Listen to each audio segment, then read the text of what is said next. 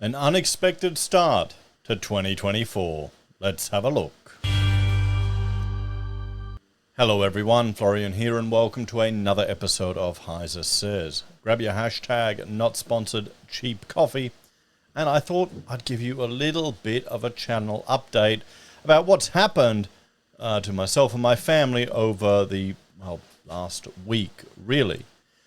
Now, I started the year going a bit slow with the channel content just because we were expecting a new baby to arrive any moment. And, well, our new baby, our little Abigail Grace, arrived on New Year's Eve. And you can see here, we were even featured in the Courier Mail and on 7 News. You know, the first New Year's Eve baby, or the first baby for the year at the Mater Hospital.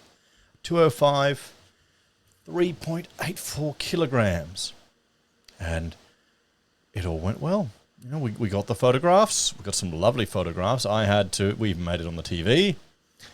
I had to get us all the kids because I went home after birthing Swede and had to get the kids all ready. Or no, I went home to pass out and sleep, and I get a phone call from Rachel going, "Oh, they want, we got some media exposure because it's the first baby." I said, "You want me to bring all the kids in?" And they said, "Yes, fantastic, do it." Because, a family of 7, that's an oddity these days, particularly in Australia. So, it adds to the story. And here I am utterly exhausted, having to wash all the girls' hair, get them all ready. It's not fun. So I thought, okay, because I posted this up, I got some nice comments from viewers of the channel. People even reached out to me going, "I thought that was you. I thought it was you."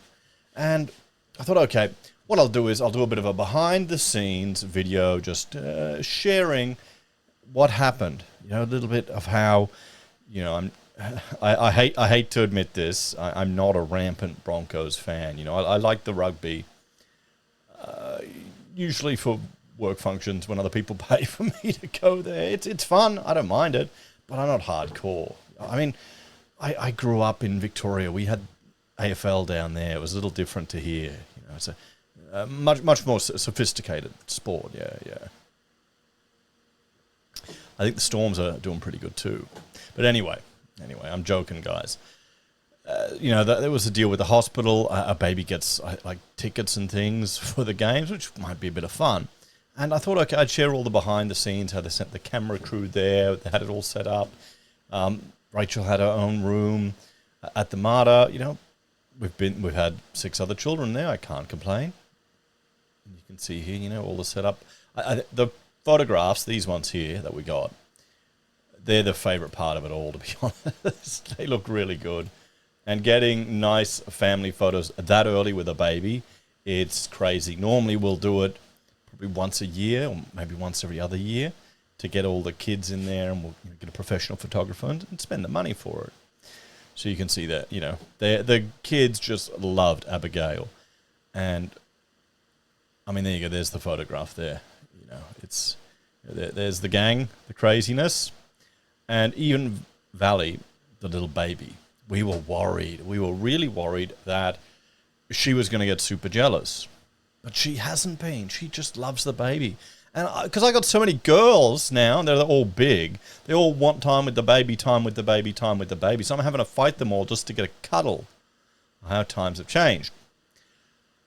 But, we went out, I think day after, one day in the hospital, went out shopping, took baby with us. It was all good, no problems. Baby was feeding really well, latching on and breastfeeding perfectly. But then something happened. Something that hasn't happened to us before, but does happen to people. Rachel had secondary postpartum hemorrhaging, where she was bleeding, having big blood clots appearing, and it occurred 24 hours up to weeks. And this occurred a few days afterwards. Everything was going fine. And this slide here is saying caused by retention of pieces of the placenta or membranes. Now, I've gotten into the habit of making sure that the placenta is checked for any pieces that are missing and taking a photograph of it for our records. And, the midwife did that. They did their job. They did their due diligence. They checked it all. There were no obvious chunks missing. It wasn't like split in half or anything like that. I'm not going to show you the photos on YouTube because it's pretty disgusting. And the thing is, when you take photos of all these things, like take photo of the baby on the scale, because you have a record of that. And we had once a midwife years ago with an early child wrote something down wrong. So then the weight loss for the baby was dramatically higher until I showed her that photograph, because that can be a sign of a serious issue. So you want these records. But the problem is you'll get like a year, in a year's time, this day, and you get a placenta coming up on your screen. But so they did that. They checked that. So Rachel had this bleeding. We went into the hospital. And what we did, this was the advice that she was given, and honestly, I'm probably going to write a complaint to the hospital about this because I don't think this is the best approach. We were directed to go to the Pregnancy Assessment Centre, which is where the mothers go before and after, because there's specialists there to deal with any of these issues. But the problem was the lady there was at the PAC. She wasn't a nurse. She wasn't capable of triaging. We had to wait a few hours while Rachel was suffering from blood loss. So I think she ended up losing a litre of blood before we got into surgery. And this is where it was a little confronting for us, because they tried all the medication, all of these issues. They weren't sure if something was retained or if there was damage inside. And she had to sign everything up to a hysterectomy, pretty much on the dotted line, because they have to go in there and clean everything out, remove any pieces that were retained. And it turns out now we realize that it looks like a piece of membrane was retained. And a few days later, that can cause all these issues if the body doesn't expel it. And that's what happened. They did an ultrasound and found it there, found the bleeding. And she signed away everything up to a hysterectomy if it's damaged too badly, and she disappeared. And I had to go wait in the ward for, holding my baby. And fortunately, we have tremendous family support. My mother was up within like 30 minutes here from the Gold Coast to watch the kids. Rachel's sister's living with us, so there's a whole group of people around us that can provide support. For a large family like that, you kind of need it. So I was there waiting, contemplating, not sure if something terrible could happen. If Rachel could lose so much blood, she might die. I didn't know. And that's kind of, if you have the stoic mindset, you tend to run through these very dire scenarios and pray for the best. So you got a plan for, okay, I may walk out tomorrow a widower with 7 children. Not really how you plan to start 2024. But fortunately, Rachel came out of surgery and she recovered. And I've got, this is the one photo she'd let me show you of inside her in the ward. Now, they were very kind because they allowed me to stay in the ward next to her. There was 2 beds in this one room. They allowed me to stay there because one of the main concerns Rachel had was losing supply for a new baby, little Abigail.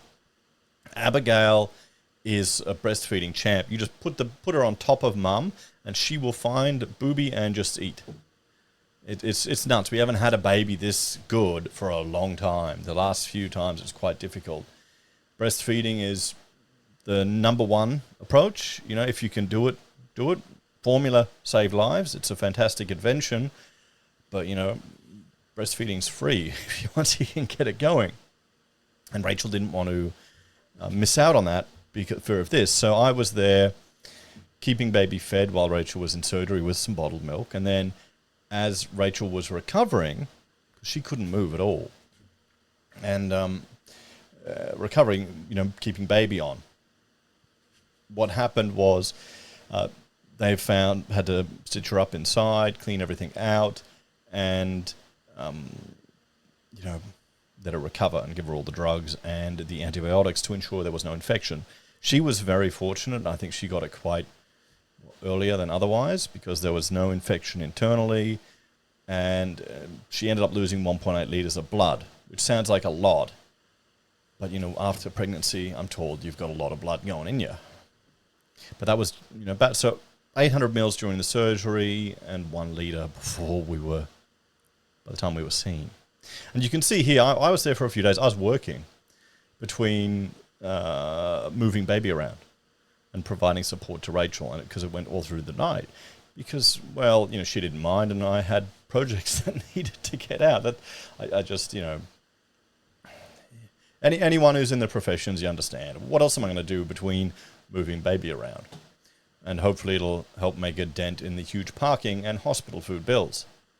So now this was 2 days ago there, or 3 days ago, and Rachel recovered fine. And this is our eldest with her at the hospital as we were picking her up. And what I found quite lovely was driving away from the hospital with my wife next to me and my eldest daughter cooing over the baby in the back seat in the crib.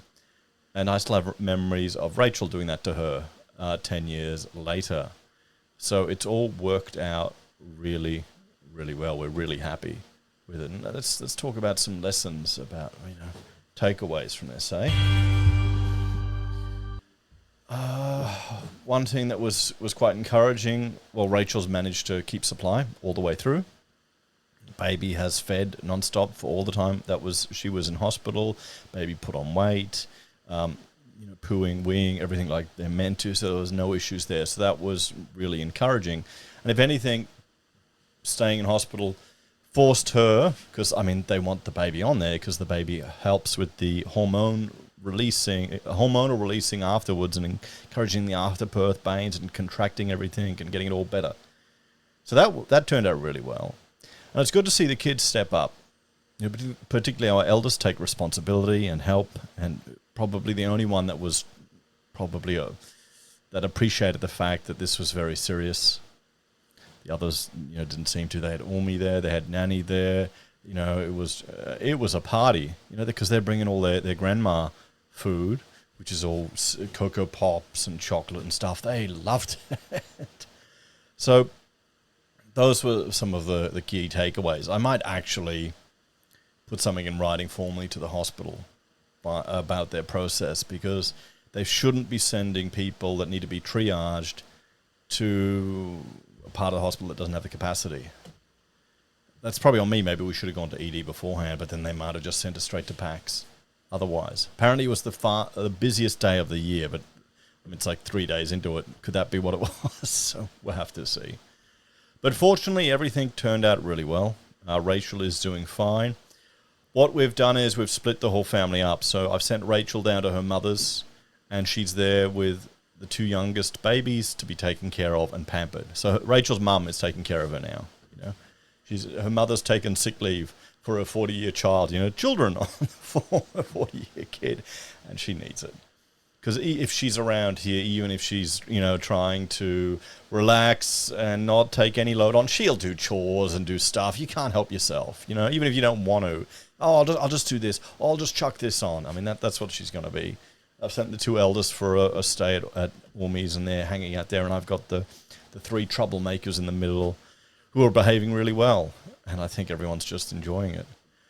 So, guys, that was the start of our year. This wasn't something we planned, or obviously not. It was completely unexpected. But we did go straight to the hospital as soon as something wasn't right. Rachel was aware of that. It's better to be safe than sorry with regards to these things. Just drive in there and get in there. Call an ambulance if you want to. Don't just do it. It's worth it. Even if you rock up there and nothing happens, do it. They're not hovering money from you in taxes for no other reason than this. And that's kind of why the channel's been dead for the last week, because I've just been obviously dealing with all of this and not even had time to set foot into my office. I had to pump out all the water and the foundations, get all this stuff sorted as well. But it's all good. It's all good. Things should have turned out much worse. So, have a great night, everyone. And, appreciate all your loved ones every chance you get. May be the last time. And on that depressing note, I'm going to say goodbye. Have a great night. Bye, everyone.